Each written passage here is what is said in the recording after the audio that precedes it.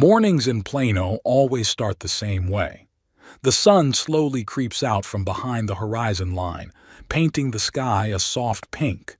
I sit on the veranda with a cup of coffee, watching the occasional car and remembering how Margaret and I used to love those hours of quiet before the hectic day began. My name is Earl Clayton.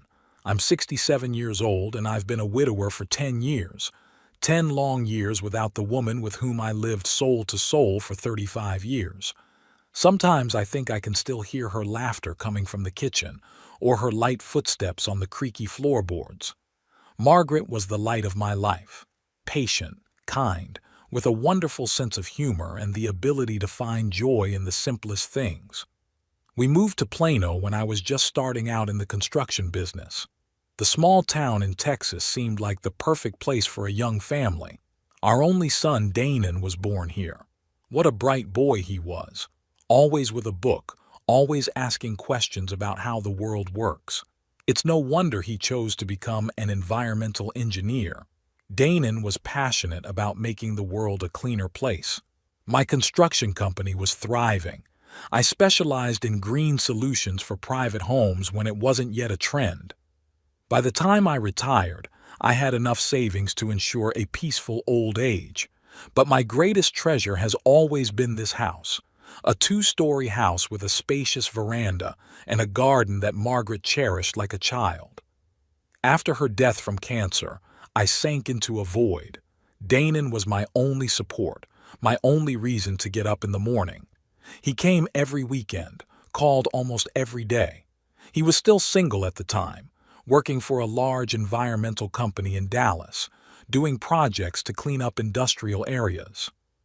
"Dad, you need to socialize more," he said.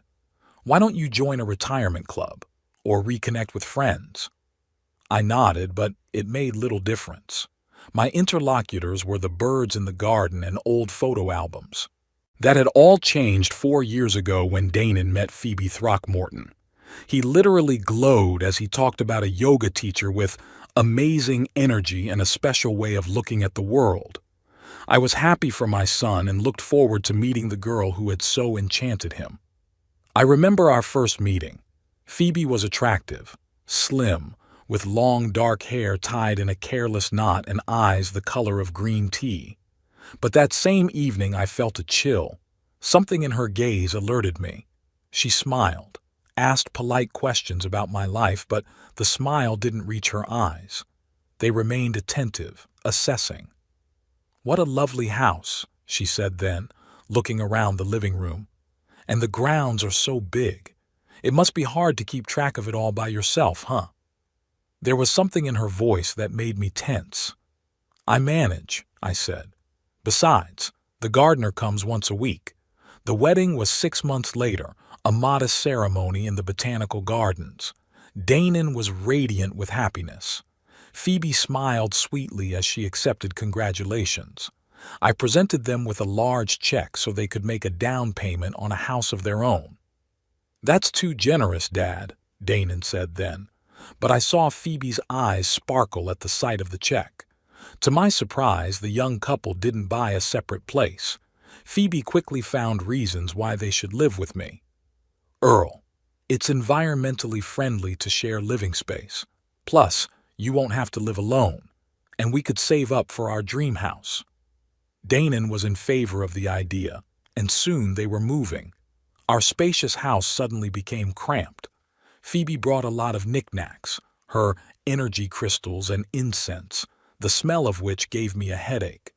But I tolerated it, seeing that my son was happy. With each passing month, however, I realized more and more clearly that I was the third extra in the house. Phoebe was never overtly rude. No, she acted more subtle. "Earl, could you keep the TV down? I'm teaching an online yoga class." "Earl, Danon and I would like to have dinner alone tonight." "Earl, your habit of getting up early is keeping us from getting a good night's sleep." Gradually, my life shrank like a shagreen skin. I began to use the common rooms less, leaving the house more often to stay out of the way. But it was my house, built with my own hands for my family. After about a year of living together, Danon noticed my condition. "Dad, is everything okay?" He asked me one evening when we were alone. Phoebe had left for a weekend seminar on spiritual practices. "Everything's fine, son," I replied, not wanting to drive a wedge between him and my wife. "You've been a little lost lately, and you're not using the living room much. It's still your home, you know." There was so much genuine concern in his voice that I almost told him the truth. But instead, I just kept it to generalities about just getting older and needing less space. Danon didn't seem convinced, but he didn't push it. After that conversation, however, I noticed him watching the interaction between Phoebe and me more closely. 2 years ago, I made a decision that seemed right at the time. I had signed the house over to Danon, with the sole condition of a lifetime residency for myself.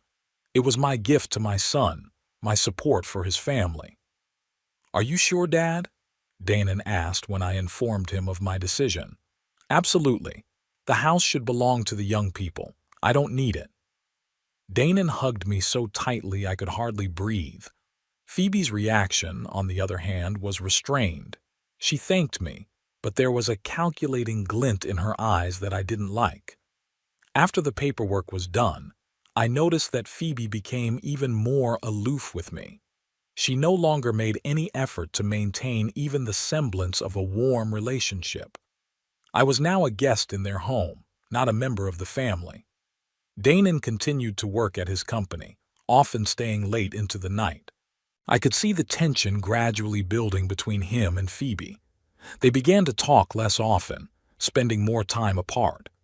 Phoebe left more and more often for seminars and retreats, returning with strange ideas and new demands on the household. And then something happened that turned my life completely upside down. One ordinary Tuesday, 3 weeks ago, the phone rang. Danon had died of a heart attack right on the job. He was only 36 years old. The funeral was a blur. I stood at my boy's casket, unable to believe I had outlived my own child. It's wrong. It's against all the laws of nature. Parents shouldn't bury their children. Phoebe held herself aloof at the funeral. She wore a black dress and dark glasses, which she didn't take off even in church. I didn't see her cry. She spent most of the time socializing with her relatives, a thin woman introduced as her sister and a stern man she called uncle. After the ceremony, there was a memorial dinner at our, now her, house. People talked about Danon, reminiscing about how kind, smart, talented he was. I sat in the corner, unable to utter a word. Phoebe walked between the guests, accepting condolences, but never once came near me. The next week passed in a daze. I barely left my room, couldn't eat, had trouble falling asleep. Pictures of Danon's life flashed before my eyes. Here he was taking his first steps. Here he was walking to school with a huge backpack. Here he was getting his college diploma, glowing with pride. And here he is, being lowered into the ground, forever. Exactly a week after the funeral, Phoebe knocked on my door. I opened it and she came in uninvited, glancing around my room. "We need to talk, Earl," she said coldly, and I noticed that it was the first time she'd ever called me by my first name, not Mr. Clayton, as she had before. "Sure, Phoebe, sit down." She remained standing with her arms crossed over her chest. "I think we'd both be better off if you found another place to stay." I blinked, not believing my ears. "Excuse me?" "The house is mine now, as Danon's wife, and I want to live alone. You need to move out." I felt the blood rush from my face. "Phoebe, we just buried my son, your husband, and you're telling me this now?" She shrugged. "When? A month from now? A year from now?" It had to be said anyway. I own the house and I want to use it as I see fit. "But I have a life estate," I reminded him. "That was a condition when I signed over the house." Phoebe grinned. "The condition is no longer valid. I consulted a lawyer. You can sue, of course, but it's long and expensive, and I can make your life here very unpleasant. I looked at this woman my son once loved and didn't recognize her. Where had gone the sweet, smiling Phoebe who had won my boy's heart? "You have a week to move out," she said icily. "I've already contacted a real estate agent and they can show you some affordable retirement apartments." She turned and left the room, leaving me in a daze.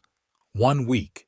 She's giving me a week to leave the house where my entire life has been spent, the house where I hold the memories of Margaret and Dannon. I sank down on the bed, feeling my heart pounding. The grief of losing my son was mixed with anger and powerlessness. Do I really have to leave? Is this really what Dannon would have wanted? I didn't sleep a wink that night. I lay staring at the ceiling and thought about my son, about our last conversation, about the way he looked worried and determined at the same time, the way he hugged me tighter than usual, as if he knew it would be the last time we'd see each other. The morning Phoebe left to teach her yoga class, I started packing up my most prized possessions and photos. Not because I was going to give up, but because I didn't trust this woman. I didn't know what she was capable of doing to get me out of the house. I pulled Margaret's old jewelry box from the dresser where I kept important documents, and then my eyes fell on an envelope that hadn't been there before. On it was written in Dannon's handwriting, "To Dad. Open if necessary." With trembling hands, I opened the envelope. Inside was a folded piece of paper, a note from Dannon.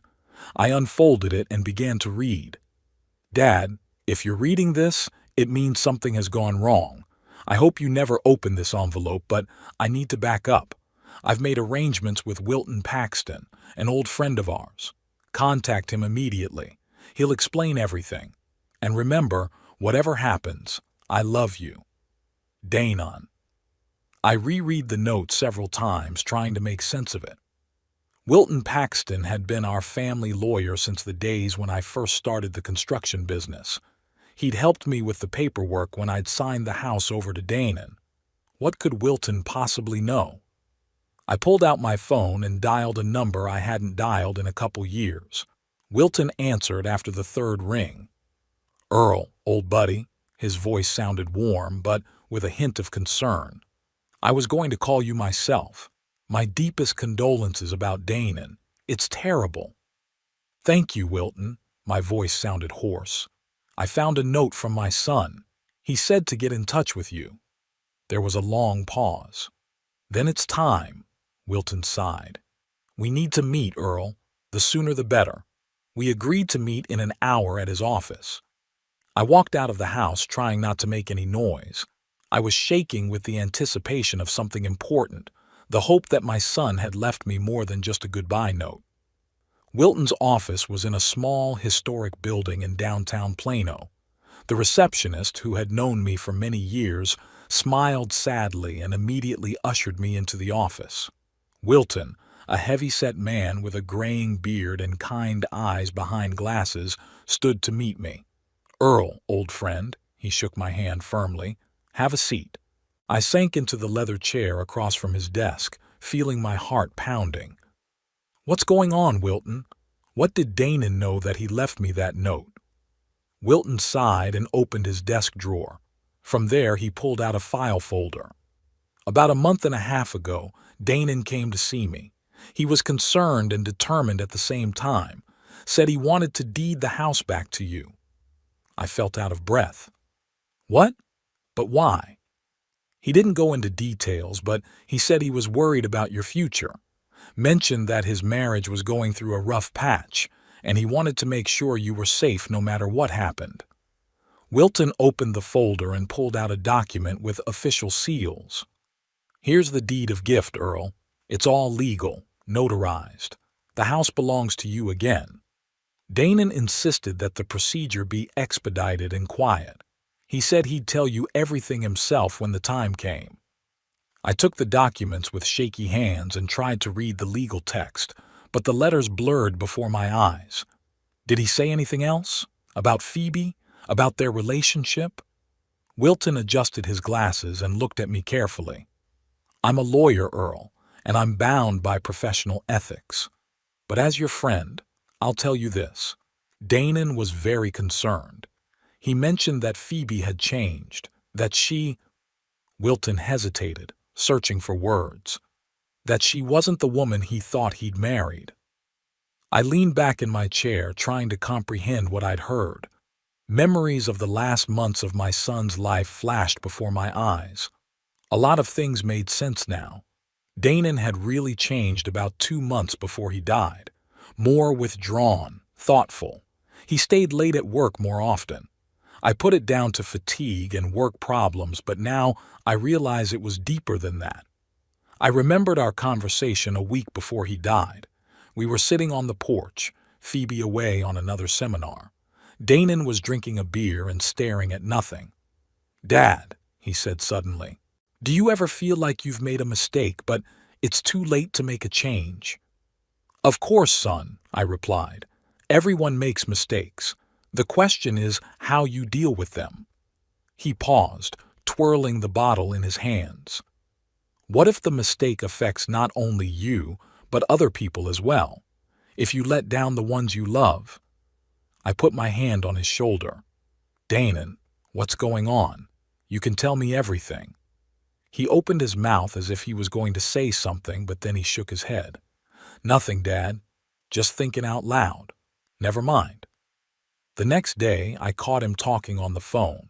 He was talking quietly, but tensely. "No, I can't just walk away. Yes, I understand the risks.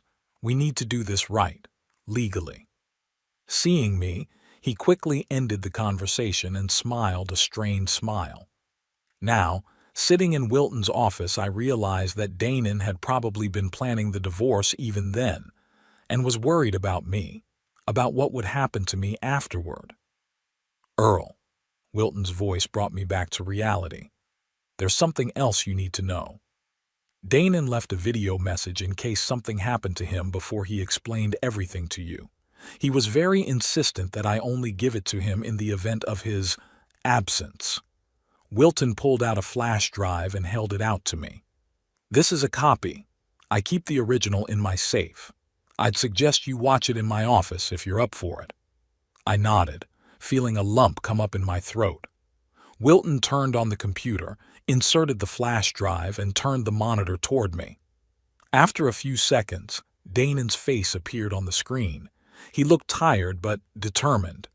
"Hey, Dad, if you're watching this video, it means something went wrong and I wasn't able to tell you everything in person.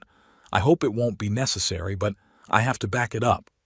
He ran a hand through his hair, a gesture that always gave away his nervousness.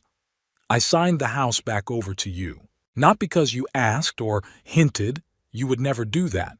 I did it because I realized what a mistake I'd made in tying my life to Phoebe." He sighed heavily. "The last few months I've discovered a lot of things I hadn't noticed or didn't want to notice before. Phoebe isn't who I thought she was. She's self-serving, and her attitude towards you. That was the final straw. I heard her tell her sister on the phone that the old man will be in a nursing home soon, and I laughed. She doesn't even know I heard that conversation." My heart clenched with pain, not at Phoebe's words, but at what my son was going through. "I started divorce proceedings, Dad, secretly consulted with lawyers. But before I told her, I wanted to make sure you were protected. That's why I rewrote the house. Wilton will help you if there's a problem. All the paperwork is in order, the deed of gift is legal, and there's nothing Phoebe can do about it." Danon smiled sadly. "I'm sorry I didn't tell you sooner. I didn't want to worry you. You've been through enough since Mom left. But know that I'm grateful for everything you taught me, the values you instilled in me. They're what helped me see the truth." He was quiet for a moment, as if gathering his thoughts. "I love you, Dad, and I know I'm doing the right thing." That was the end of the video. I sat there, unable to move, feeling tears running down my cheeks. My boy, my smart, kind boy. "He wrote it down 2 weeks before he died," Wilton said quietly. Danon had indeed started divorce proceedings. He consulted with a colleague of mine who specializes in family law, gathered evidence of some of Phoebe's bad behavior. What kind of behavior? I asked hoarsely. Wilton shook his head. He didn't go into detail with me. All he said was that it was about financial fraud and possibly infidelity. He was very upset, Earl. I sat there trying to process what I was hearing in my head. My son was hurting, preparing for a divorce, worrying about me, and he kept it all to himself so he wouldn't worry me. And now he's gone. His heart couldn't take all that stress. What do I do now, Wilton? My old friend straightened up in his chair. Legally, the house is all yours. The deed of gift is immaculate. All the taxes are paid. Phoebe can't challenge it unless she can prove that Danon was incapacitated when he signed it, which is impossible, since he was medically cleared the same day. I insisted on it myself, anticipating the potential problems. She's already told me to move out in a week. So, she doesn't know about the deed of gift yet. Wilton pursed his lips. I wouldn't be surprised if she was planning to sell the house as soon as you left. What do we do now? Show her the deed, the sooner the better. And be prepared for a storm, Earl. I nodded, feeling oddly calm. It was like Danon was standing right next to me now, putting his hand on my shoulder. I can handle it, I said. Wilton gave me a certified copy of the deed of gift and a few other documents to prove my ownership. We agreed that he would represent me if necessary. I got home in the evening. Phoebe was sitting in the living room leafing through a magazine. She looked up when I arrived, and I could see the impatience in her eyes. Had you started packing?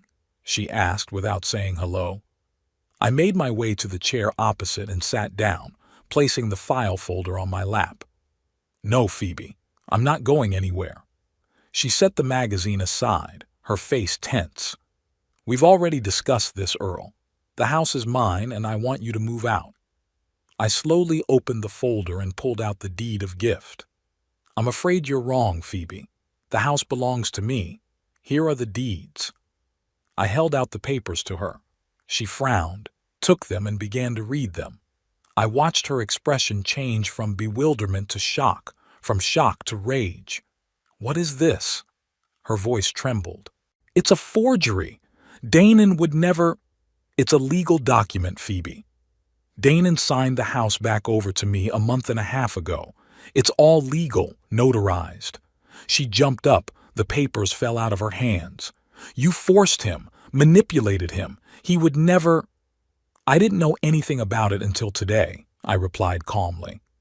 Danon did it on his own initiative, and left a video message explaining his reasons. Phoebe turned pale.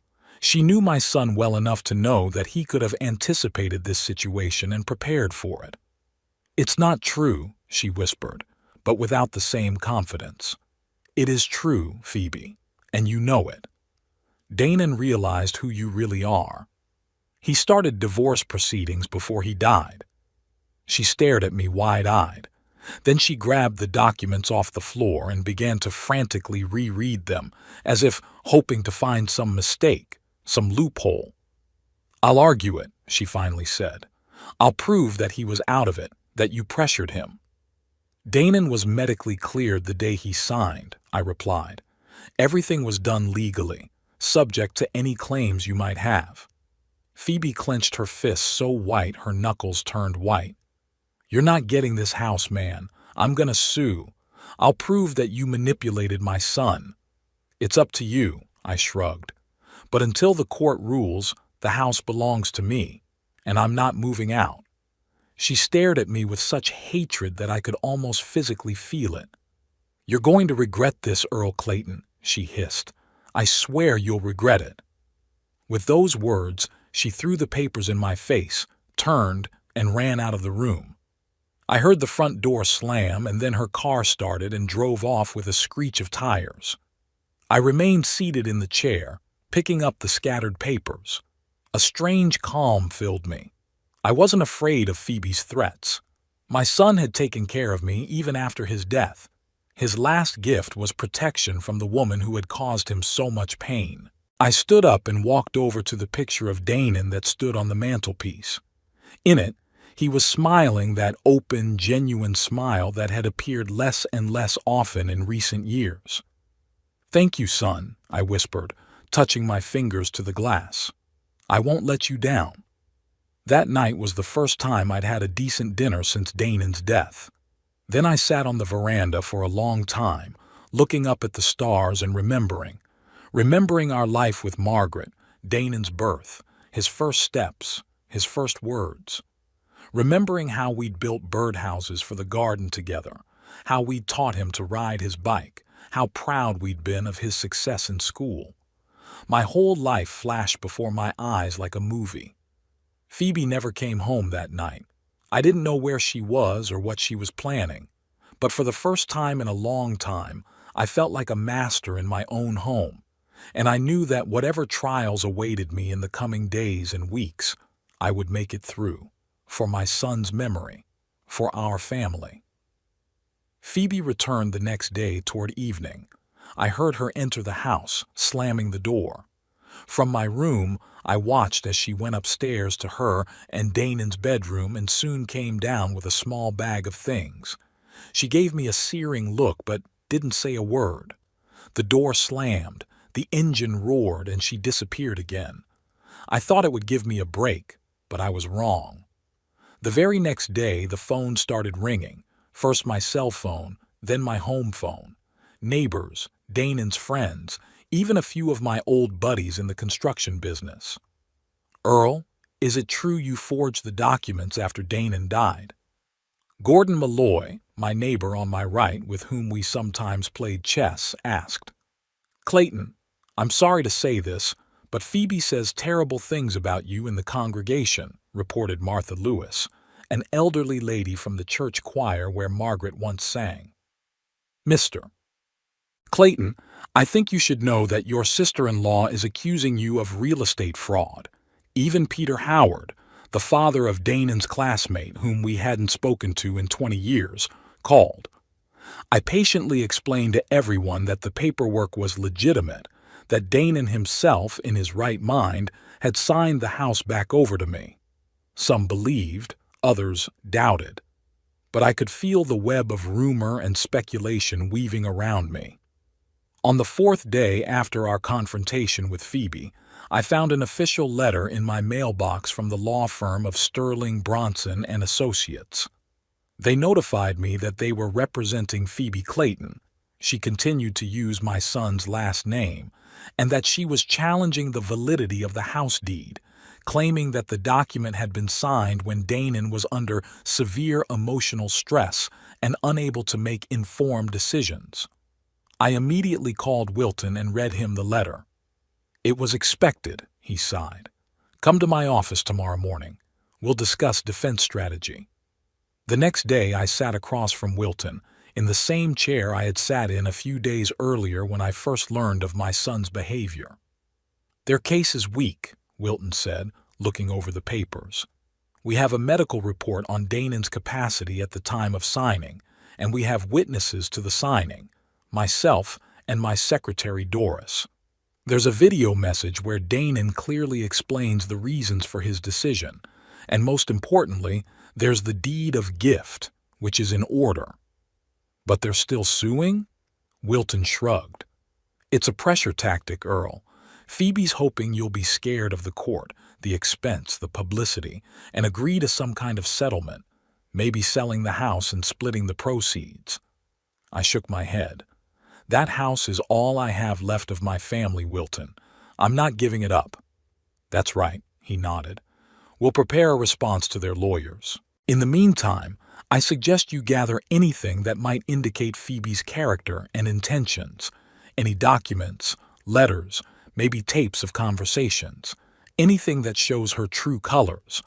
I came home determined to find anything that might help in the battle ahead. I started with Danon's belongings, which I still couldn't bring myself to sort through. His office, a small room on the first floor, was still as it had been when he was alive. A computer, stacks of papers, pictures on the walls, mostly of the nature he so loved to protect, and a few of our family photos. There were surprisingly few pictures of Phoebe. I started with the desk drawers. The top one held the usual office supplies, bills, receipts. In the second were folders of work papers, the land reclamation projects he was so proud of. And in the bottom, locked drawer, which I opened with a spare key I'd kept since the days when I'd helped assemble this desk, I found a leather notebook. It was Damon's journal. I never knew my son kept a diary. He had always been secretive about his most private thoughts and feelings. I hesitated, not knowing if I had the right to read these entries. But then I remembered Wilton's words about the need to gather evidence, and that Damon seemed to have foreseen the situation I was now in. With a heavy heart, I opened the journal and began to read. The first entries were dated about a year earlier and were mostly about work. Damon wrote about the problems with the river cleanup project, the bureaucracy, his fatigue. Occasionally he mentioned Phoebe, mostly in passing, without much emotion. Phoebe's away again for the weekend for a seminar. Phoebe wants to change her car even though the current one is in great condition. Had an argument with Phoebe about my delay at work. But the closer the entries got to the present, the more space the marriage problems took up. Found out today that Phoebe withdrew $3,000 from our joint account without warning. When I asked, she said it was for a refresher course for yoga instructors. But I saw the statement. The money went into some Gabriel Nook's account. Who's that? Phoebe's been criticizing Dad more and more. She says he takes up too much space in the house, that his habits annoy her.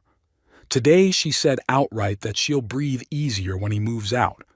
I reminded her that I own the house, and the condition of the transfer was that Dad lived there for life. She just snorted and walked away. Overheard Phoebe talking to her sister by chance. She was saying that the old man is ruining her life and that after I die, the first thing she'll do is kick him out the door. After I die, as if she was already planning my funeral. It made me cringe. What is happening to the woman I loved? And finally, the last entry, dated the very day Wilton says Damon executed the deed of gift. Went to Wilton's today. Signed the house back over to my father. Can't risk his welfare. Phoebe's not who I thought she was. Found proof of her connection to Gabriel, several months of deception, and her financial fraud, withdrawing money from our accounts, spending it on him, some dubious investments. When I asked about Gabriel directly, she denied it, called me paranoid. But I saw their texts, their meetings on her phone calendar. I started divorce proceedings. But before I tell her, I need to protect my dad. He's already lost his mom. I'm not going to let him lose the house as well. I closed the journal, feeling a lump rise to my throat. My boy had suffered, struggled with betrayal, tried to protect me all alone, not wanting to disturb me. And then his heart gave out. I carefully put the diary back in the drawer. It wasn't just evidence for the trial. It was my son's final testimony of love, and I couldn't let his last will be broken. That same day, I decided to contact Damon's colleague, Rory Balcom. My son had often mentioned him as a close friend from work. Maybe he knew something more? It wasn't hard to find Rory's number. It was listed in Damon's contacts on his home computer. I dialed the number, mentally preparing myself for an awkward conversation. Rory Balcom speaking, a cheerful male voice answered. Hello, Mr. Balcom. This is Earl Clayton, Damon's father. There was a pause. Mr. Clayton, my deepest condolences. Damon was a wonderful man and friend. Thank you, Rory. I'm calling because I need to know something about the last weeks of my son's life. It's important. Of course, anything I can do to help. I took a deep breath. Did Damon ever talk to you about problems in his marriage? About Phoebe? Pause again. Longer. Mr. Clayton, I'm not sure I should. Please, Rory. I'm not asking out of idle curiosity. Phoebe is trying to challenge Damon's last will and testament, and I need to defend myself. Another pause, then a sigh. Yes, he's been talking. Especially in the last few months. He's been, very upset. What exactly did he say? That he discovered her infidelity with some spiritual instructor, Gabriel, that she was spending their joint money on him, on some dubious seminars and investments, and that she, wasn't very nice to you. Did he mention the divorce? Yes. Rory's voice grew quieter. He was consulting with lawyers, gathered evidence. He was very methodical about it, as he was about everything, and very worried about you, about how it would affect you. Did he say anything about the house? Yeah. He said he'd signed it back over to you to protect it from Phoebe. I even talked him out of it at first, suggested he wait until after the divorce. But he was adamant, said he couldn't take the risk, that he had to make sure you were safe no matter what happened. I covered my eyes, feeling a new wave of gratitude for my son. Thank you, Rory. That's very helpful. If it becomes necessary, would you be willing to testify in court? Of course, Mr. Clayton. Anything for Danon. He was my best friend. One more question, Rory. Do you know anything about Danon's diary? The diary? Rory sounded surprised. Oh, you mean his leather notebook? Yeah, he was always carrying it around, making notes in it, especially lately. I once asked him jokingly if he was writing a novel, and he said seriously, "No, I just want to make sure the truth doesn't get lost."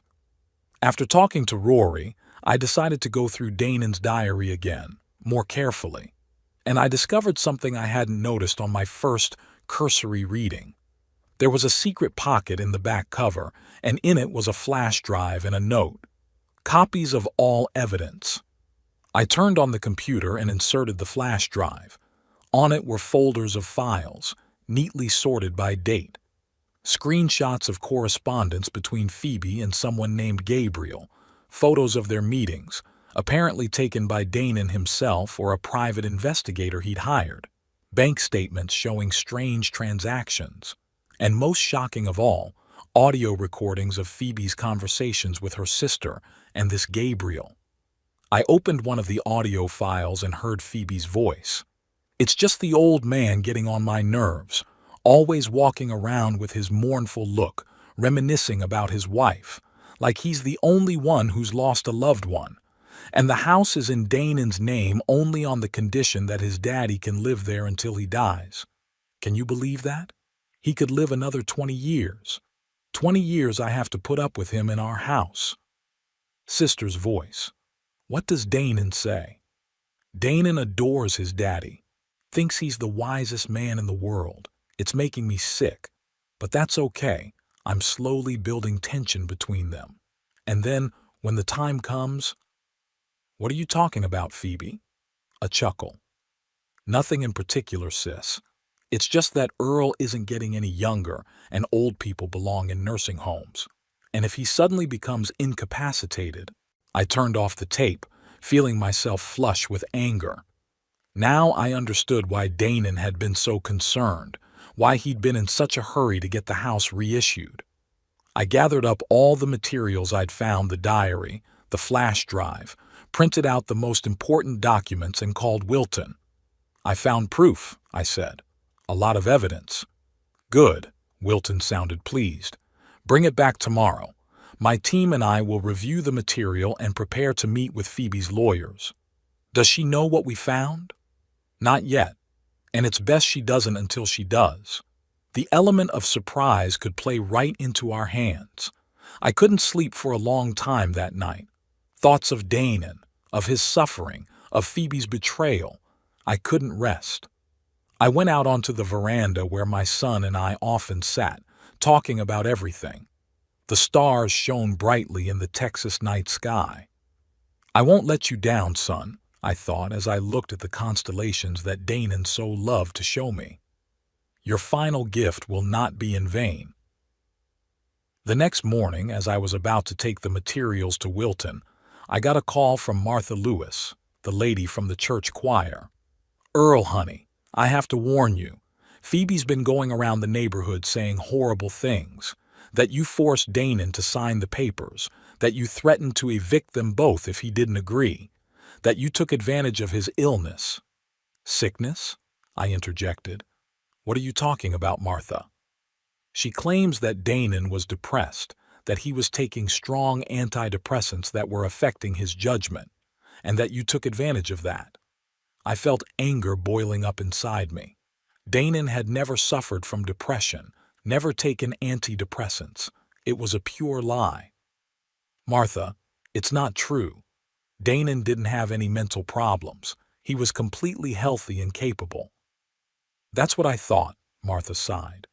But Phoebe is very persuasive, and she's hired a lawyer from a big firm in Dallas. She came to see me this morning with some young man, asking me to sign a witness statement about your strange behavior after Margaret's death. I, of course, declined. But I'm afraid not all the neighbors will be so squeamish. I thanked Martha for the warning and immediately called Wilton, telling him about Phoebe's new tactics. It's to be expected, he said. She's trying to create an image of a sick, manipulative Danon and an image of an angry, manipulative you. Classic tactic in a case like this. But we have a medical report and a video message from Danon. And if you don't mind, I'd like to talk to his attending physician. Of course, I said. Dr. Verwick, he's been seeing Danon since he was a kid. Oh, that's great. Doctors don't usually like to testify, but in a case like this, when it comes to slandering a patient, he might make an exception. We agreed to meet in an hour, but before I could leave the house, the doorbell rang. There was a young man in a business suit carrying a briefcase. Mr. Clayton, my name is Corey Danner. I represent Mrs. Phoebe Clayton. Here's the subpoena and a copy of the lawsuit. He handed me the envelope and, without waiting for an answer, turned and walked away. I opened the envelope. Phoebe's suit sought to invalidate the deed of gift on the grounds that Danon had allegedly been heavily medicated and psychologically pressured by me. She claimed that I had manipulated my son by taking advantage of his emotional vulnerability and dependence on me. Reading these absurd accusations, I felt not so much anger as deep sadness. Would this woman so sully my son's memory, so distort our relationship, just to get a house? I carefully folded the papers back into the envelope and left the house. Ahead of me was a meeting with Wilton, court preparation, and an uphill battle for my son's legacy. On the way to Wilton, I reflected on how strangely life turns. Just a month ago, I had a son, a family, a home where I felt, if not welcome, at least tolerated. Now my son is gone, and I'm at war with the woman he once loved. But I was not alone in this war. Danon, even in death, stood by me. His journal, his foresight, his love gave me the strength to move on. The trial was scheduled for 10 o'clock in the morning. I got up at 5, unable to lie in bed any longer. I was as nervous as a schoolboy before an exam.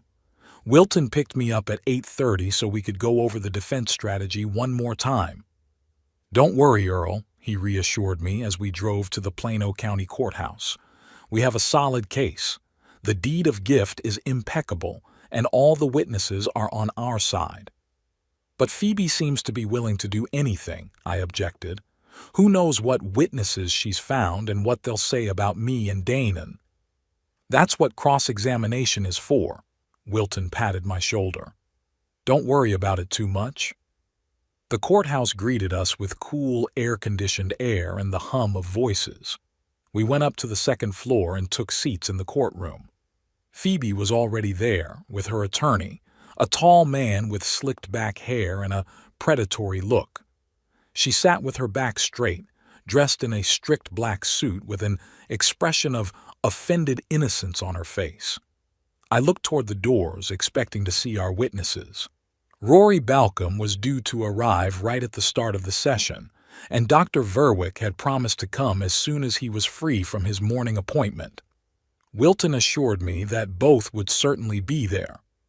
At precisely 10 o'clock, the judge entered the room, a plump man of about 50, with a good-natured face and shrewd eyes. He introduced himself as Judge Robert Hollingsworth and announced the beginning of the hearing in the case of Clayton v. Clayton. The first to speak was Phoebe's attorney, who introduced himself as Miles Bronson of Sterling, Bronson and Associates. "Your Honor," he began in a confident voice, "my client, Mrs. Phoebe Clayton, has recently suffered a terrible tragedy, the death of her beloved husband, Dannon Clayton. No sooner had she recovered from this blow than she discovered that her father-in-law, Mr. Earl Clayton, was claiming rights to the house where the young family had lived, claiming that shortly before his death, his son had signed the property over to him." Bronson paused, looking around the room. "We intend to prove that the so-called deed of gift, if it exists at all, was signed under duress when Dannon Clayton was under severe emotional stress, possibly under the influence of powerful medications and not fully aware of his actions. In addition, we believe that Mr. Earl Clayton took advantage of his son's vulnerable state and manipulated him using his parental authority." I felt anger boiling up inside me, but Wilton put a hand on my shoulder warningly, urging me to remain calm. "We will present testimony from family acquaintances that, in the last months of his life, Dannon Clayton was depressed, suffered from depression, and often complained of pressure from his father," Bronson continued. "We will also provide evidence that Mr. Earl Clayton repeatedly expressed his displeasure with his son's marriage and tried to turn him against his wife." I gritted my teeth. Every word this man said was a lie. But Wilton was right. Our turn would come. After the opening statement, Bronson called the first witness, a middle-aged woman he introduced as Helen Dorset, Phoebe and Dannon's neighbor. "Mrs. Dorset, how long have you known the Clayton family?" About 3 years. My husband and I moved to the same street when the young Claytons were already living there." "What did you find the relationship between Dannon and his father to be like in the final months before Dannon's tragic passing?" Helen adjusted her glasses and cast me an apologetic glance. They seemed tense. Dannon often looked upset after visits from his father or phone conversations with him. "Did Dannon ever tell you that his father was pressuring him?" "Objection, Your Honor," Wilton jumped in. "That's a leading question." "Sustained," the judge nodded. "Mr. Bronson, rephrase the question. Did Dannon ever discuss his relationship with his father with you?" "Not directly, but one day when my husband and I invited Dannon and Phoebe over for a barbecue, Dannon was particularly depressed. Phoebe explained that he'd had a difficult conversation with his father about the house. Something about how Mr. Clayton Sr. considered the house still his, even though he'd formally signed it over to his son. I looked over at Phoebe, who was sitting with a perfectly straight back, staring in front of me with an expression of sorrow on her face.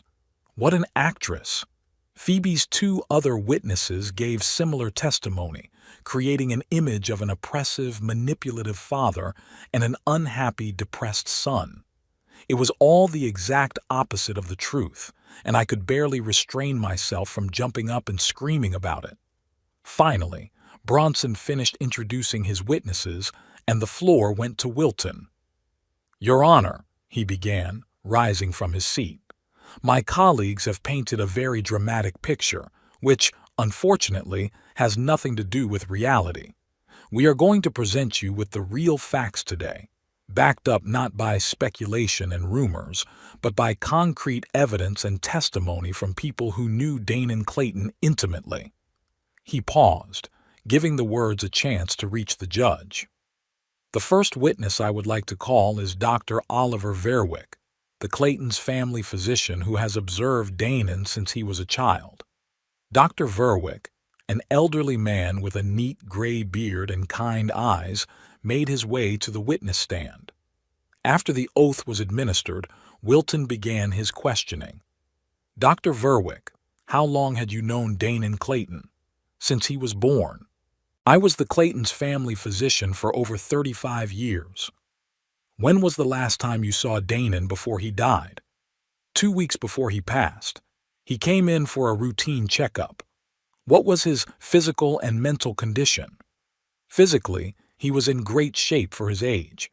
His blood pressure was normal, his labs were fine. Mentally, he was collected, focused, adequate. I didn't see any signs of depression or anxiety. Did you ever prescribe Danon antidepressants or other psychotropic medications? Never. It wasn't necessary. Thank you, doctor. One more question. About a month before Danon's death, you conducted a medical evaluation of Danon's competency. Could you tell the court about that? Dr. Verwick nodded. Yes, Danon asked me to do a complete medical examination and evaluation of his mental state. Said it was necessary for some legal formalities. I did the standard procedure and issued a report that he was fully competent, of sound mind and memory, free from any influences that might impair his ability to make informed decisions. Thank you, doctor. No further questions. Bronson rose to cross-examine, but quickly realized that the testimony of a professional with years of experience would be difficult to undermine.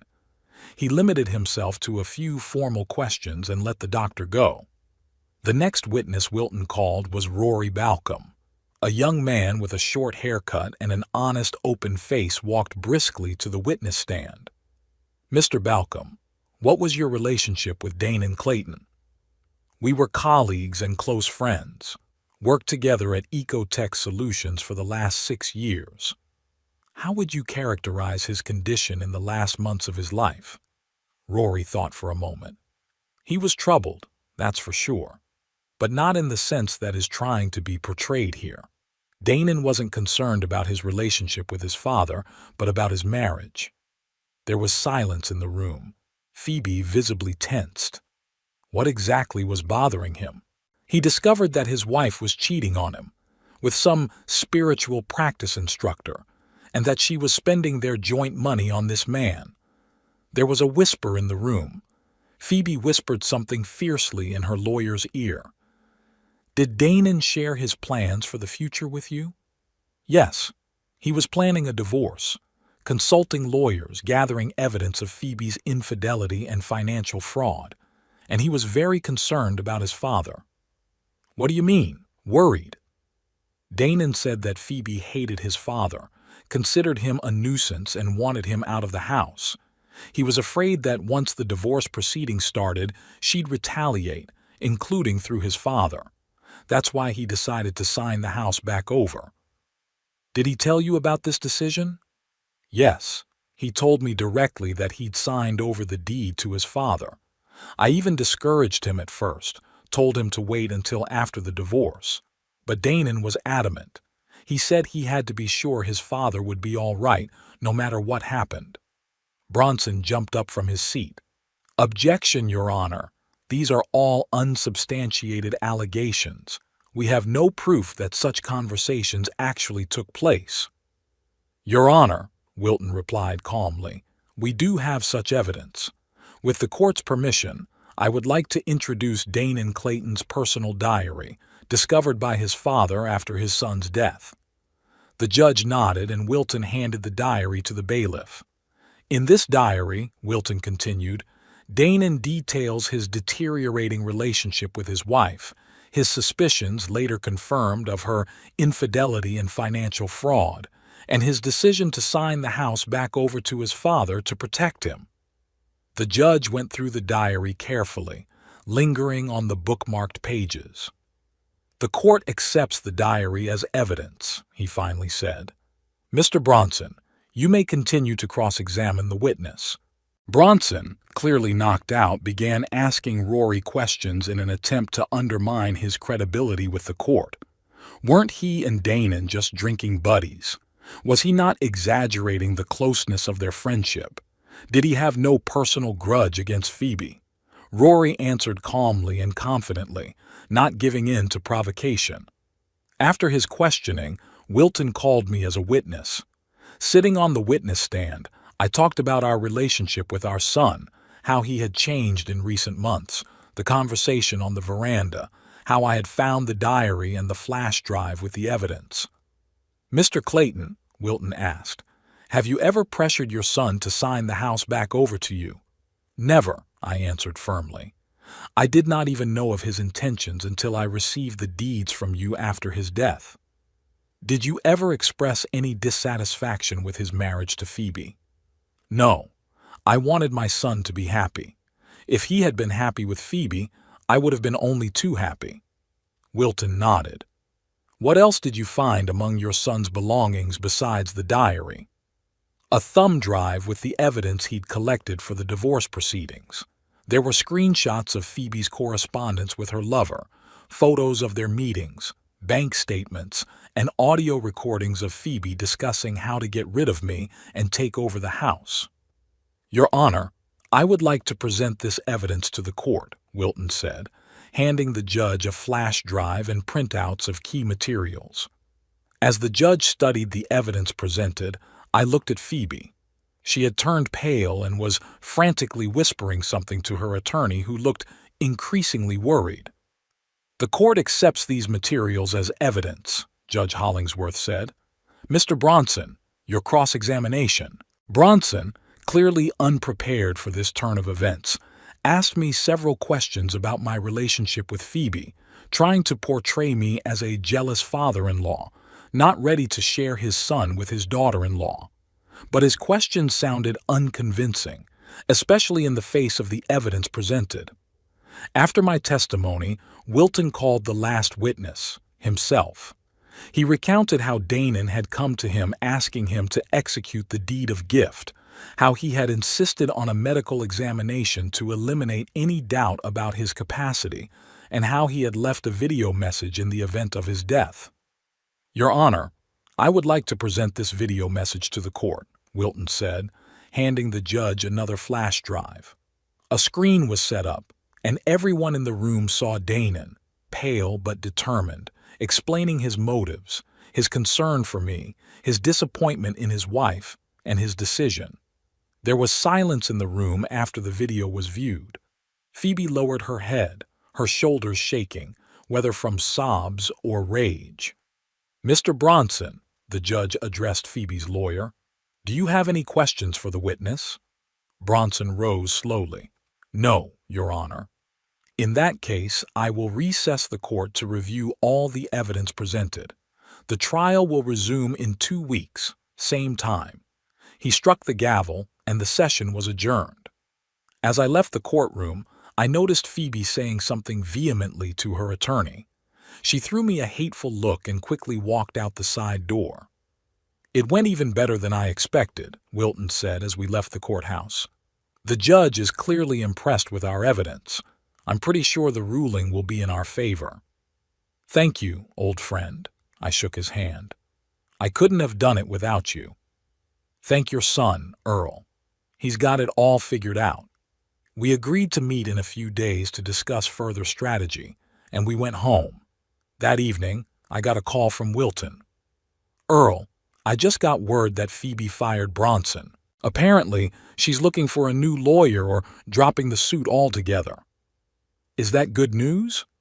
More like cautiously optimistic, but I'd advise you to be especially careful in the coming days. Phoebe's backed into a corner which makes her unpredictable. What do you mean? She may try to, get or destroy some evidence. Do you have an alarm system in your house? No, never needed one. I'd recommend at least a rudimentary security camera, for your own safety and in case she tries to break in while you're away. I thought about Danon's diary, the evidence flash drive, the video message. We had copies of all that stuff, but I kept the originals at home. Okay, Wilton, I'll get on it tomorrow. The next day, I bought a set of wireless surveillance cameras from a local electronics store and installed them at the front door, the back door, and in the hallway leading to Danon's office where all the documents were kept. The cameras were connected to my smartphone and I could see what was going on in the house at any moment. 3 days passed. Phoebe hadn't shown up, and I was beginning to think Wilton's fears were in vain. Perhaps she had simply decided to drop the suit and seek happiness elsewhere. That evening I was to meet Wilton in town to discuss some details of our defense. As I left the house, I double-checked to make sure the doors were locked, and I took Danon's journal and flash drive with me just in case. Wilton and I had dinner at a small restaurant and discussed the upcoming meeting. He was confident of our victory, but still advised us to be prepared for the unexpected. Returning home around 9 p.m., I received a notification from the surveillance camera app. Traffic detected at the back door. I parked around the corner and opened the app. The screen clearly showed Phoebe trying to open the back door with some kind of lockpick-like tool. I immediately called the police and reported the attempted break-in. Then I called Wilton. "You were right," I said. "She's trying to break into the house." I called the police. "Stay where you are," Wilton advised. "Don't confront her. Let the police handle it." I sat in the car, watching through the app as Phoebe finally managed the lock and entered the house. The cameras showed her walking quickly through the kitchen, looking around and heading straight for Danon's office. There she began frantically rummaging through desk drawers and cabinets, throwing papers and books around. A few minutes later, the police arrived, 2 officers in a patrol car with blinkers. I got out of my car and approached them, explaining the situation. We walked up to the house together. One of the officers knocked on the door. "Plano Police! Open up!" There was a rumble inside as if something had fallen. A few seconds later, the door opened and Phoebe appeared on the doorstep, disheveled and clearly frightened. "What is it, officer?" "Ma'am, we've had a report of trespassing in this house," the policeman said. "This is my house," Phoebe exclaimed. "I used to live here with my husband." "The house belongs to me," I said calmly, showing the papers I'd always carried with me since this story started. "And I have a videotape of this woman breaking in the back door." The officers looked at each other. "Ma'am, you're going to have to come with us to the station to testify." Phoebe went pale. "You have no right. This is a misunderstanding. I just came to get my things." "Through the back door, with a lockpick?" said the second officer who was examining the door. "And why were you in the study and not in the bedroom where your things should be?"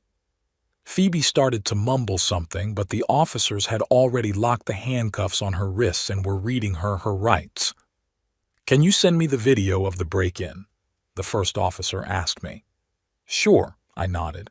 "They're stored in the cloud. I'll send them right away." The cops led Phoebe away, who glared at me fiercely over her shoulder. I entered the house and looked around the study. Papers were strewn everywhere. Books had been thrown off the shelves, drawers pulled out. It was obvious she was looking for the journal and the flash drive, but she couldn't find them because I had them with me. I called Wilton and told him what had happened. "Great," he said. "It's another nail in the coffin of her lawsuit.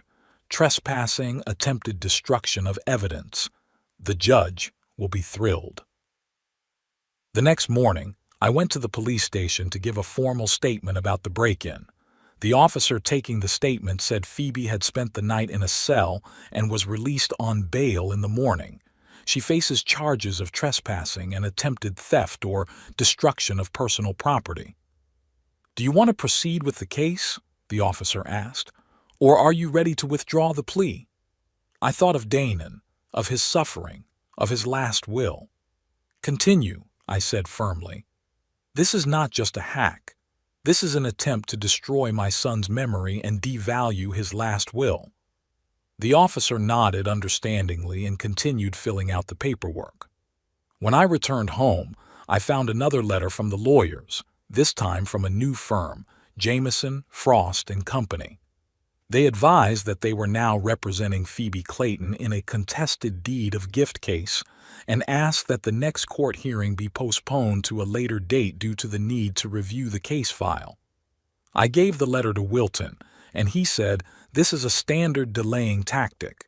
They realized they were losing and now they're trying to buy time, he explained. Maybe they're hoping you'll get tired and settle, or that some evidence will disappear, witnesses will change their minds. But we're not going to give them that opportunity. The day of the final trial was clear and cool. Autumn in Plano was always my favorite time of year, the leaves turning golden and purple, the air fresh and clear.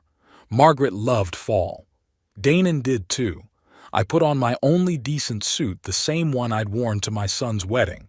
I tied my tie with trembling hands. Today, everything was going to be decided. Today, the truth was going to prevail. Wilton picked me up, just like last time. In the car, he went over our files one more time. "The videotape of Phoebe's break-in is our trump card," he said, closing the folder. "It's not just proof of her dirty ways, it's proof that she knew the evidence against her existed and was trying to destroy it." I nodded, looking out the window at the streets floating by. Strangely, I didn't feel any hatred or even anger toward Phoebe, just tiredness and a longing for this to be over. "Do you think she'll show up in court?" I asked. "She has to," Wilton answered. "Her new lawyers are too expensive to just drop the case, but I wouldn't be surprised if they tried to file a motion to dismiss or offer a last-minute settlement." "I'm not taking any deals," I said firmly. "And you shouldn't," Wilton nodded. "The law is on our side." The courthouse was crowded. It appeared that our case had resonated in the small town. A lot of people knew our family, knew Danon. In the hallway, I spotted a few neighbors, Dr. Verwick, even a few of Danon's colleagues, including Rory. Phoebe arrived accompanied by her new legal team, 2 young men in impeccable suits with leather briefcases. She didn't glance in my direction, keeping a straight face with an expression of offended dignity. As Judge Hollingsworth entered the room and everyone took their seats, one of Phoebe's new lawyers, who introduced himself as Jeffrey Jameson, took the stand first. "Your Honor, before we proceed, I would like to make a motion to dismiss for lack of subject matter." The judge raised an eyebrow. "Explain, Mr. Jameson." "My client, Mrs. Clayton, has received new information that has changed her perspective on the situation. She's prepared to accept the validity of the deed of gift and withdraw her suit, provided Mr. Clayton doesn't press charges of trespassing." Wilton immediately rose to the occasion. "Your Honor, my client will not agree to those terms. We insist on continuing the hearing and ruling on the merits of the case." The judge shifted his gaze to me. "Mr. Clayton, is that your position?" I stood up. "Yes, Your Honor. This isn't just about the house. This is about my son's last will and testament, which I am obligated to honor and protect." The judge nodded. "In that case, the motion is denied. Mr. Paxson, you may proceed with the presentation of your evidence." Wilton thanked the judge and called his last witness, a technician from the company that installed the security cameras in my house. "Mr. Jenkins, will you tell the court when and under what circumstances were surveillance cameras installed in Mr. Clayton's home?" The young man, nervously adjusting his tie, told how I went to their store, explained the situation, and asked them to install a rudimentary surveillance system. "It's a standard home security kit," he explained. "Wireless cameras with motion sensors, cloud storage." "And when exactly were these cameras installed?" 4 days before the break-in incident." "Thank you. Tell me, is it possible to tamper with or alter the footage from these cameras?" "No, sir. The system automatically records timestamps, and any tampering would be visible to forensics. In addition, all recordings are saved in encrypted form in cloud storage, access to which is password protected." Wilton thanked the witness and turned to the judge. "Your Honor, with the court's permission, I would like to introduce the video of Mrs. Phoebe Clayton's unlawful entry into my client's home." The judge granted permission, and the surveillance video appeared on the screen in the courtroom. Everyone present saw Phoebe approach the back door of the house, look around, take out a tool, and begin to manipulate the lock. Then, already inside the house, she walked quickly through the kitchen straight to Danon's office, where she began frantically rifling through papers, pulling out drawers, going through folders, obviously looking for something. There was complete silence in the room. Even Phoebe's lawyers looked discouraged. She herself sat with her head down, hands clasped in her lap. "Your Honor," Wilton continued after the tape had ended, This videotape clearly demonstrates that Mrs. Clayton was aware of the existence of documents that threatened her position in this case and attempted to locate and likely destroy them. Not only is this a criminal offense for which she has already been charged, but it is also direct evidence of her bad faith in this civil proceeding. Jameson jumped up from his seat. Your Honor, we cannot comment on this record because we have not had an opportunity to review it in advance. We ask for a recess to consult with our client. The judge agreed to grant 15 minutes, and everyone in the trial left the room. In the hallway, I could see Phoebe and her attorneys talking animatedly about something off to the side.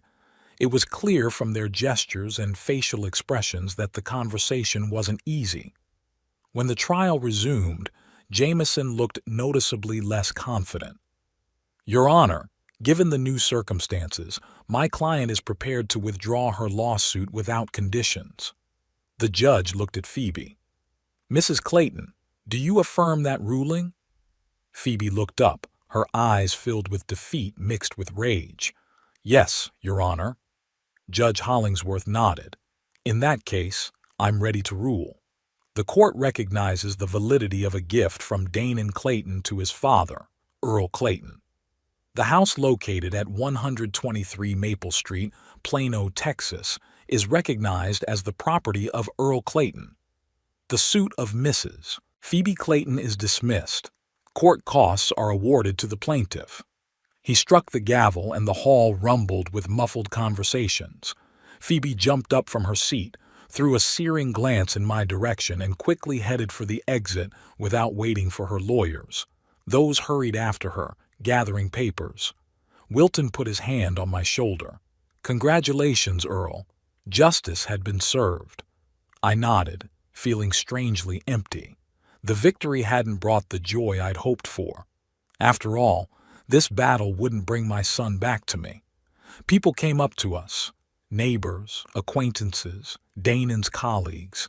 They shook my hand, expressed their support, said they'd always known what a wonderful man Danon was and how glad they were that the truth had prevailed. Mr. Clayton, an elderly lady I vaguely remembered as a neighbor 2 houses down, approached me. I want to apologize. When Phoebe started spreading those awful rumors, I had my doubts. But now I see the kind of person she really is, and what your son was. I'm so sorry for your loss. Thank you, I nodded. Dr. Verwick shook my hand firmly. Danon would be proud of you, Earl. You stood up to his last will and testament.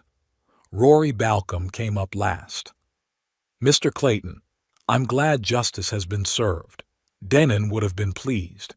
If you ever need help, any help, just give me a call. I thanked everyone, but felt drained and tired. Finally, when everyone had dispersed, Wilton and I walked out of the courthouse. What now? I asked, looking at the busy street in front of us. Now, Wilton answered. You go on with your life, Earl, just as Danon would have wanted you to. I walked back into the house that was now officially and irrevocably mine. It seemed so empty, so quiet. Danon's room, his study, his belongings all reminded me of the son I had lost, and yet I felt his presence, his support. The next weeks passed in peace and quiet. Phoebe never showed up again. Through her lawyers, she requested permission to take her personal belongings, and I agreed, but on the condition that she come accompanied by a bailiff. And so she did. Phoebe silently collected her belongings under the bailiff's watchful eye without a word to me. Gradually, life was falling into a new rut. I began sorting through my son's things, sorting through papers, photos, books. It was a painful but necessary process. I found some solace in it, like having one last conversation with Danon, one last chance to get to know him a little better through the traces he'd left behind. One day, while sorting through his desk, I found a folder with sketches of a project Danon had been working on shortly before his death. It was a plan to redevelop an old industrial neighborhood in Plano into an environmentally friendly area with affordable housing for students and young professionals. Danon always said that the city lacked affordable apartments for young people, especially community college students, many of whom had to spend hours commuting from neighboring towns. This finding got me thinking. Our house was too big for one person. The second floor, where Danon and Phoebe's bedrooms and guest room used to be, was empty. What if... The next day I called my old friend Harris Jennings, an architect with whom I had once worked in the construction business. Harris, I have an idea and I need your advice. We met and I outlined my plan to him, to convert the second floor of the building into 3 small separate apartments for students, separate entrances, minimal renovations, and keeping the overall look of the house. It's doable, Harris said after studying the layout. It would require remodeling, separate utilities, permits, but it's doable. Are you sure you want to do this, Earl? Students can be noisy. Noise is life, Harris, I replied. This house has been quiet for too long. The paperwork and renovation process had taken months. It was spring when the work was done, and I was able to advertise the apartments. The first to respond was Kyle Neiman, an environmental science student from a local college. When he came in for an interview, I was struck by his resemblance to young Danon not in appearance, but in the way he spoke, in his passion for his work, in his genuine interest in environmental issues. I'm working on a project to clean up the city's lake, he said with such enthusiasm that I smiled. We are using a new biofiltration technology. If everything works out, it can be applied to other reservoirs. My son was an environmental engineer, I said. He would approve of your project. Kyle's eyes lit up. Really? I'd read several of Engineer Clayton's papers on industrial land reclamation. He was an innovator in the field. We talked for another hour about Danon's projects, about today's environmental issues, about how small decisions can lead to big changes. At the end of the conversation, I knew Kyle would be my first tenant. Soon others were found.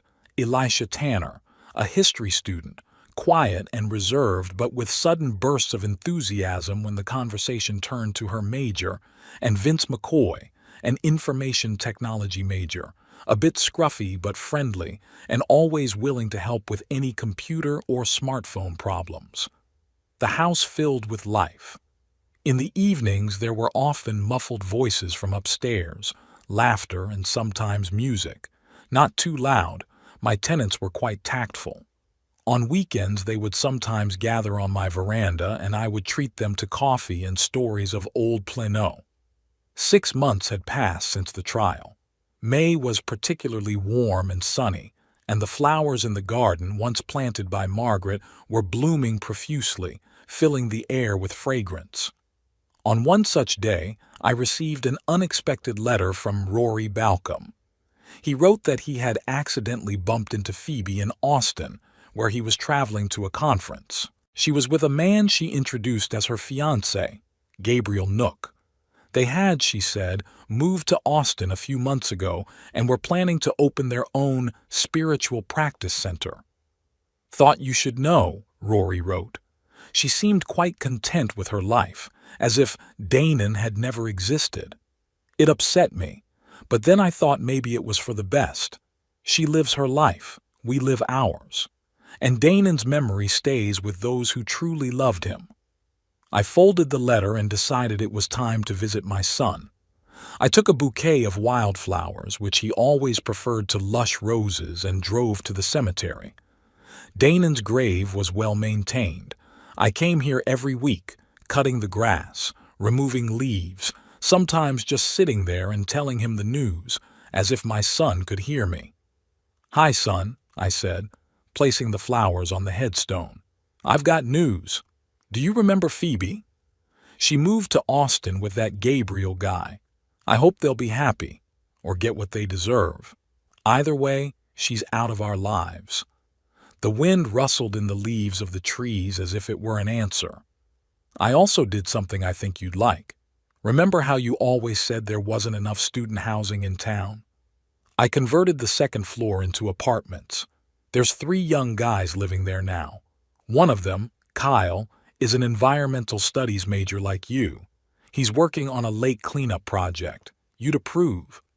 I was quiet, listening to the silence of the cemetery, broken only by bird song. "Thank you, son, for everything, for protecting me even after you were gone, for being who you were. I miss you every day. But now I know I can move on.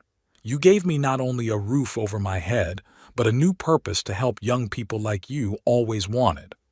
On the way back, I stopped by the college where I picked up Kyle after class. We agreed that I would show him some of Danon's old blueprints that might be useful for his project. On the way home, Kyle talked about his plans, his new water purification methods, and how important it was to preserve nature for future generations. I listened and smiled, thinking about how Danon would have said the same thing, probably in the same words. In the evening, sitting on the veranda with a cup of coffee, I looked up at the stars and thought about the strange twists and turns of fate, about how a loss can turn into a new beginning, about how my son, even after leaving, continued to care for me and even, in a way, guide my life. Now my house was once again filled with voices, laughter, and life boiling over. And though the pain of loss would never completely go away, I knew that Danon would have approved of my choices, approved that his home had become a haven for those who strove for knowledge and a better future, as he himself had once done. That night, for the first time in a long time, I fell asleep with a light heart, without nightmares or troubling thoughts. I dreamed of Danon, smiling, calm, standing on the lake shore with a fishing rod, just like when we used to go fishing on weekends as kids. He turned to me and said, "That's right, Dad. It's just the way it's supposed to be." When I woke up in the morning, I felt peaceful. Life went on. Not the same life as before, but still a life in which there was room for both the memory of the past and hope for the future. From upstairs came the muffled voices of my tenants going to class. I went upstairs to make coffee. The day promised to be good, and so did all the days that followed. I no longer felt like a lonely old man lost in a house that was too big. I was a man with a purpose, with a new family, not by blood, but by spirit. And I knew that Danon, wherever he was now, approved of that. Every evening, sitting on the veranda, I would mentally talk to my son, telling him about my business, my new charges, as I called the students, my plans for the future. And though he could not answer, I felt his presence in every corner of the house, in every rustle of leaves in the garden, in every ray of sunlight coming through the window. His last gift, this house, was not just a defense against Phoebe's greed, but a new beginning for me, a life where I could carry on my son's work, helping young people, giving them a piece of the wisdom and kindness I'd once invested in Danon. And when Kyle, excited and happy, came running in to tell me that his lake cleanup project had been approved and a grant had been awarded for implementation, I felt that somewhere out there, beyond our comprehension, Danon was smiling at the sight of it all. Life went on, and there was still room in it for love, hope, and new beginnings, even for a 67-year-old widower who had lost his only son. Sometimes, sitting in the quiet of my room, I would reread Danon's journal, tracing his journey from happy newlywed to disappointed husband, from trusting man to one who had to make a difficult decision to protect his father. And each time, I thanked him for that final gift, not only for the house, but for the lesson of love and care he taught me by his act. Phoebe and her new fiancé faded into the distance, as if they had never been in our lives. I'd heard that their spiritual practice center in Austin wasn't doing well. Too much competition, too little real substance. But I didn't care about that. I didn't wish them harm, but I didn't wish them well, either, just that they lived their lives, far away from me and the memory of Danon. I, on the other hand, had found a new vocation. In addition to renting apartments to students, I started helping Kyle with his environmental project, not as a specialist, of course, but as a person with experience in construction and organization. We went to the lake together, discussed the layout of the biofilters, and I advised him on how to interact with contractors. "You remind me of my grandfather," Kyle once said. "He too was always willing to help, to share his experience. Thanks to people like you, young people have someone to learn from." Those words touched me to the core. I had never thought of myself as someone to learn from. But now, in this new chapter of my life, I began to realize that decades of experience can indeed be useful to someone else. Elisha, my history student, often asked me to tell her what Plano was like in the 60s and 70s. She recorded my memories for her oral history project on the city, and Vince helped me master the computer and smartphone at a level I'd never dreamed of before. We became a strange but tight-knit family, not related by blood but united by a common home and mutual support. I cooked for them on weekends. They helped me with the hard work in the garden. We celebrated holidays, birthdays, successful exams together. And every day I felt more and more strongly that I had found my place in life. That everything that had happened, the loss of Danon, the struggle with Phoebe, the discovery of the truth, had brought me to a point where I could become not just a lonely old man living out his days, but a man still capable of doing something meaningful, still capable of loving and supporting others. That day, exactly 6 months after the final court hearing, I drove to the cemetery again. I took Kyle with me. He'd been asking for a long time, saying he wanted to meet Danon, to honor the man whose work had inspired his choice of profession. We stood at the grave and I talked about my son, his childhood, his youth, his professional accomplishments.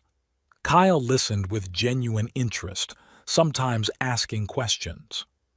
"You know, Mr. Clayton," he said when I stopped talking, "I think your son would be glad that his home lives on, that it still has room for dreamers and those who want to make the world a better place." "I think you're right, Kyle," I replied, looking at the headstone. Danon had always been a generous man. He knew how to share not only things, but knowledge, inspiration, support. We fell silent, listening to the bird song and the rustling of leaves. "Danon's last gift," I finally said, "was more than just a home. It was an opportunity to start a new life, to continue what was important to him, helping others, caring for nature, creating a community of like-minded people." Kyle nodded and placed the small stone he'd brought with him, a smooth, water-polished river-naked stone, on the grave. "It's from the shore of the lake we're cleaning up," he explained. I thought he'd like to know that his ideas live on. On the way home, we stopped at a plant nursery and bought some seedlings for the garden. Danon had always wanted to plant more trees there, but kept putting it off for a future he didn't have. In the evening, all my tenants gathered in the backyard and we planted the trees together. Elisha suggested naming each one after someone we had lost but wanted to remember. The first tree, of course, became Danon. The second one I named Margaret. Kyle, Elisha, and Vince also found names for the rest of the saplings. Looking at these young people planting trees that will probably outlive them, I realized that this is what life is all about, creating something that will be left behind, passing on your wisdom to the next generation, being a link between the past and the future. Danon gave me more than just a house.